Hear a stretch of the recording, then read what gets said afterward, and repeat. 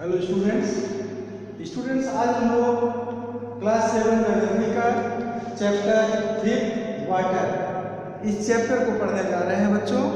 और इस चैप्टर का यह पहला वीडियो है। इस वीडियो में हम लोग वाटर से रिलेटेड कुछ पॉइंट पे डिस्कस करेंगे। वाटर से रिलेटेड हम लोग देखेंगे वाटर साइकिल क्या होता है, इवेपोरेशन क्या होता है, कंडेंसेशन क्या है, प्रेसिपिटेशन क्या होता है, और लास्ट पॉइंट हम लोग डिस्कस करेंगे बच्चों distribution of water bodies. Water आप सबको पता है वाटर क्या होता है, वाटर को आवश्यकता क्या होती है, बिना वाटर के हम लोगों का जीवन कैसा रहेगा, दैट एवरीथिंग यू नो। आपको पता है बिना वाटर के हम लोग के कोई भी काम अच्छी तरह से नहीं हो सकता है। सबसे पहले आप सो के उठते हैं, ब्रश आपको करेंगे, फ्रेश होंगे, हर काम के लिए वाटर की आवश्यकता है। खाना बनाएंगे, खाएंगे, क्या कोई कार्य बिना वाटर के संभव है? बाथिंग करेंगे, कपड़े धुलेंगे, हर every work water is very essential part of our life. तो बच्चों हम लोग इस चैप्टर में वाटर से रिलेटेड इस पॉइंट्स पे चर्चा करेंगे। ये वाटर कहाँ से आता है, वाटर हमारे अर्थ में कितना है, क्या अर्थ के अंदर वाटर है या अर्थ के बाहर वाटर है, that everything we will discuss. तो बच्चों इसमें आपका क्या बताया गया है, वाटर साइकिल इवेपोरेशन सब क्या होता है, हम लोग पॉइंट टू पॉइंट डिस्कस करेंगे। आप देखिए क्या बिना वाटर के मान लीजिए थोड़ी देर के लिए वाटर पूरे हर जगह से हटा दिया जाए तो आप कितनी देर जीवन यापन कर सकते हैं? संभव? बिल्कुल नहीं संभव। लेकिन क्या कभी आपने ये सोचा है कि क्या कारण है बरसात होती है, वाटर आया खूब पॉन्ड्स में, रिवर्स में खूब वहाँ दिखा, लेकिन कुछ दिन बाद फिर समर सीजन में गायब हो जाता है, चला जाता है। तो वाटर कहाँ चला जाता है? और फिर अगले रेनी सीजन में फिर बारिश हुई। What is the factor? इस सब के पीछे क्या कारण होता है, बारिश क्यों होती है और वाटर कहाँ चला जाता है? ये सब हम लोग पढ़ेंगे कहाँ पे? इस वाटर साइकिल में। ये वाटर साइकिल क्या है इसको हम लोग समझने जा रहे हैं। तो देखिए the sun heat causes evaporation of water vapour. अब ये सोचिए सन हीट, हम लोग जो भी वाटर देखते हैं, हम लोग के अगल बगल तालाब में, पॉन्ड्स में, नदी में, कहीं भी जो भी दिखता है, ये सब वाटर कहाँ चला जाता है? ये सब सन हीट मीन सूर्य की गर्मी, सूर्य की उष्मा। जब सन हीट, जहाँ पे सूर्य की गर्मी तेज होगी, उष्मा तेज होगी, तो वहाँ पे क्या होगा? वाटर जो है इवेपोरेट होके ऊपर चला जाएगा। आपने ये देखा है कभी आप खाना बनाते समय, चाय बनाते समय या वाटर गर्म करते समय, मान लीजिए वाटर बॉयल किया जा रहा है, बॉयल करते समय क्या होता है, वाटर धीरे धीरे कम हो जाता है। आप किसी बर्तन में वाटर रख के उसको खूब बॉयल करेंगे, जब आप बॉयल करेंगे तो आपको दिखेगा थोड़ी देर बाद वाटर कम होता गया और ऊपर ऐसे आपको स्मोक की तरह, इवेपोरेट की तरह निकलता हुआ दिखेगा। वो क्या है बच्चों? वही है इवेपोरेशन। जब वाटर हीट होता है तो इवेपोरेट होके गैस के रूप में ऊपर जाता है। ऊपर क्यों जाता है? क्योंकि गर्म करने पर वेट कम हो जाता है। समझ में आया? इवेपोरेशन, वाटर क्या हुआ, सूर्य की गर्मी से ऊपर गया, इवेपोरेशन हुआ। आप देखिए क्या होता है, when the water vapor cools down it condenses and form cloud। अब आप देखिए, अब जब ये वाटर वेपर ऊपर जाता है वाष्प के रूप में, गैस के रूप में, तो यहाँ तो वाटर है नहीं, गैस के रूप ले चुका है। ऊपर जाके क्या होता है, ऊपर जब ये ठंडा होता पहुँच के तो वहाँ क्या होता है, वहाँ यहाँ क्लाउड का रूप ले लेता है। ये क्लाउड क्या है? बादल।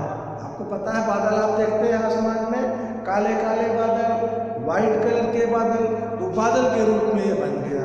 चलिए ठीक है, बादल बन गया। आप क्या देख रहे हैं, इस वाटर साइकिल की ये सारे फंक्शन, उसके एक्टिविटीज आप इसमें देखेंगे। ऊपर बादल बन जाता है बच्चों, from where it may fall on the land, on sea, in the form of rain, snow and sleets। और उसके बाद क्या होता है, वहाँ से वह नीचे गिरता है बरसात के रूप में, और स्नो के रूप में आप कभी कभी देखिए बर्फ गिरती है, और स्लीट, ओस, कोहरा, ये सब आप देखते हैं, सब कहाँ से वाटर आते हैं, ये सब वही वाटर है जो इवेपोरेट होके ऊपर गए हैं। तो इस प्रोसेस को आप इस वीडियो में समझते जा रहे हैं बच्चों।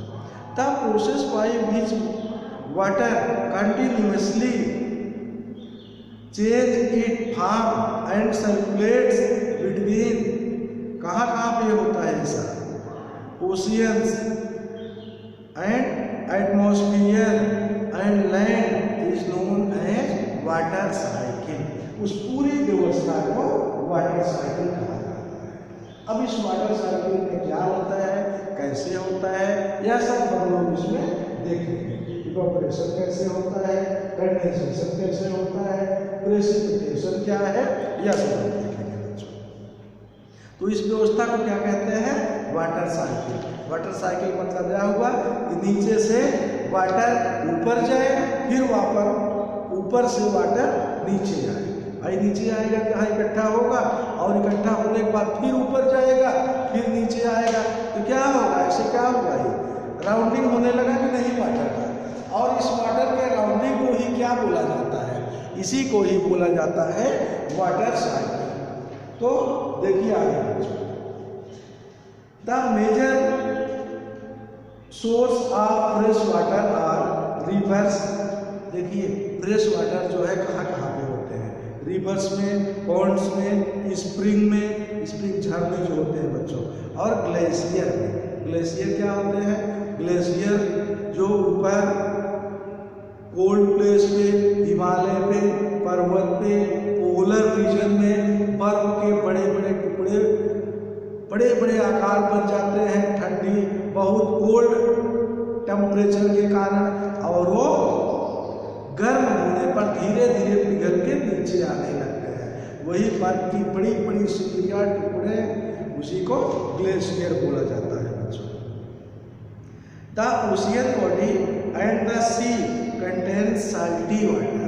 अब आप देखिए ओशियन बॉडी, जो ओशियन होता है, पूरा ओशियन आपको मालूम होगा कि वर्ल्ड में लगभग 1/3 जो है लैंड है, बाकी जो है क्या है, ओशियन वाटर बॉडी है। तो वहाँ पे क्या है, 70% वाटर है।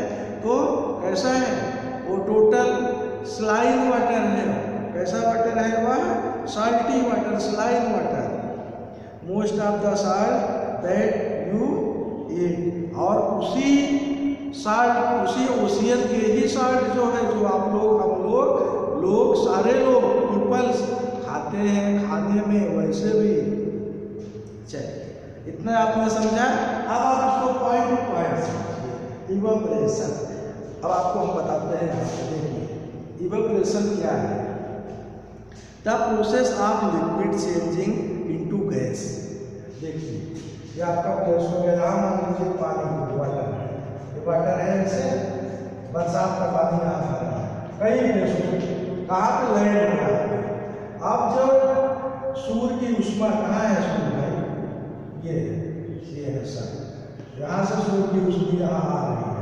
जब यहाँ आएगी क्या होगा, ये स्मोक के रूप में, इवेपोरेशन ऐसे इवेपोरेशन वाष्प के रूप में ये ऊपर जाएगा, ऊपर गया गैस के रूप में।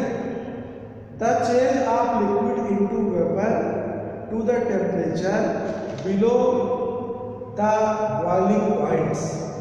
बॉइलिंग पॉइंट जो होता है गर्म होता है, जब गर्म होने से ऊपर गर्म होता है, फिर ऊपर जाने लगा, इवेपोरेट हो गए। एंड उसके बाद क्या होता है, ऊपर जाने के बाद क्या होता है, ठंडा भी तो होगा यहाँ कहीं, ये हमेशा गर्म ही पड़ा रहेगा, ठंडा होगा ऊपर जाने के बाद। और कंडेंसेशन, अब क्या होगा, कंडेंसेशन होगा, जब ठंडा होगा तो कंडेंस होगा, उसे क्या बोला जाता है, कंडेंसेशन। कंडेंसेशन किसे कहते हैं, condensation is a process where water vapour become liquid. ऊपर जाके जो गैस के रूप में रहेगा लिक्विड के रूप में बन जाएगा। या और ठंडा बन सकता है, बर्फ के रूप में बन सकता है। सॉलिड ठंडा होगा तो फिर बर्फ बन जाएगा, वाटर बन जाएगा, गर्म होने पर गैस बन जाता है, तो लिक्विड बन जाता है, उसे कंडेंसेशन कहते हैं। तो कंडेंसेशन बना, लिक्विड बना, बिकम लिक्विड, कंडेंसेशन आकार where water vapour gaseous form. अब आप देखिए गैसियस फॉर्म से क्या हुआ, चेंज हो गया, ऊपर गैसियस रूप में ही है, कैसे, क्लाउड के रूप में। In the air changes into liquid water when it comes to contact with a cooler surface. अब देखिए यहाँ पे कूलर, यहाँ पे ठंडा मौसम है, कूलर सरफेस पे पहुंच गया तो क्या होगा, ये कंडेंसेशन हो गया, ठंडा हो गया है, क्लाउड के रूप में है। अब आप देखिए क्या होता है, प्रेसिपिटेशन होगा उसके बाद। ये प्रेसिपिटेशन क्या होता है, precipitation is a rain, snow and hail and kind of weather condition where something falling from the sky. जब ऊपर ठंडा हो गया है और खूब गर्मी जब पड़ेगी, गर्मी पे ठंडा होने के बाद फिर जब गर्म होने लगा, गर्मी पड़ेगी तो क्या हुआ, ये बूंदे क्या हुए क्लाउड से फिर नीचे आने लगी। इस रूप में जहाँ क्लाउड है, क्लाउड यहाँ बना है, क्लाउड है, ये बूंदे के रूप में नीचे आने लगी। बारिश शुरू हो गई, बारिश शुरू हो गई, बारिश भाई होगी बारिश ना, होंगे तो क्या होगा, इधर से वाटर ऊपर, फिर इधर से वाटर नीचे, फिर इधर से ऊपर, फिर इधर से नीचे, क्या होगा, ये वाटर साइकिल, ये वाटर साइकिल, इसी को वाटर साइकिल बोलते हैं, जिसमें इवेपोरेशन, कंडेंसेशन और प्रेसिपिटेशन होता है। चलिए लास्ट पॉइंट हम लोग देखते हैं इस वीडियो का, distribution of water bodies. Distribution of water bodies है, डिस्ट्रीब्यूशन ऑफ वाटर बॉडी का मतलब यह हुआ कि वाटर को किस तरह से डिस्ट्रीब्यूशन किया गया है। देखिए, we all know that 3/4 of the earth surface is covered by water. 3/4 हमने आपको क्या बताया, 70% के नियर अबाउट वाटर अर्थ पर है। क्या, कितना वाटर है अर्थ पे, 3/4। अगर 4 हिस्सा पूरा प्लेस है अर्थ, तो 3 हिस्सा वाटर है, 1 हिस्सा लैंड बॉडी है, जहाँ पे हम जीवन सर्वाइवल करते हैं।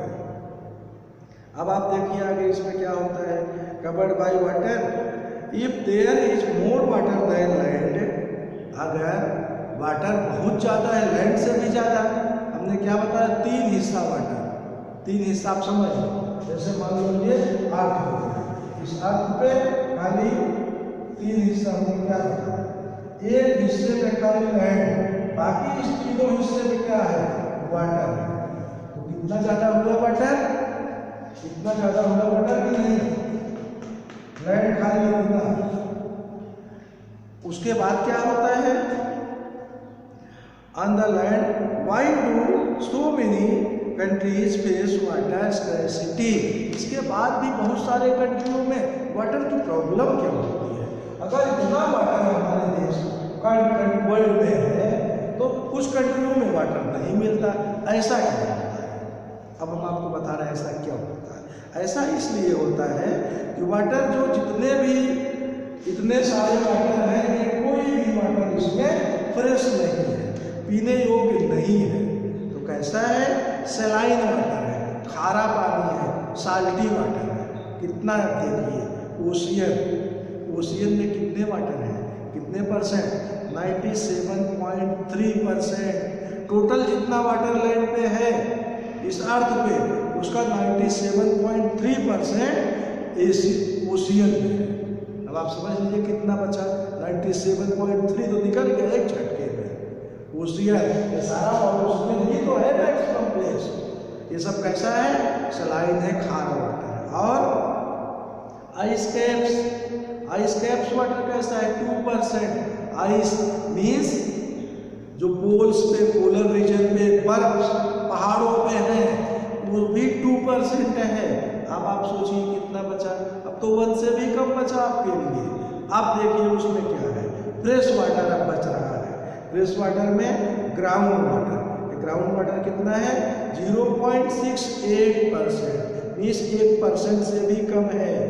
और फ्रेश वाटर में और क्या क्या है, लेक्स, ये कितना है, लेक्स में कितने वाटर, ये भी समझ लो 0.009%। अब आप समझिए inland sea and salt lake, इसमें कितना, इनलैंड में, लैंड के अंदर जो वाटर है वो कितने हैं 0.009%, ये भी उतना ही है। अब आप देखिए एटमॉस्फेयर में जो है इसकी क्या पोजीशन है 0.0019%।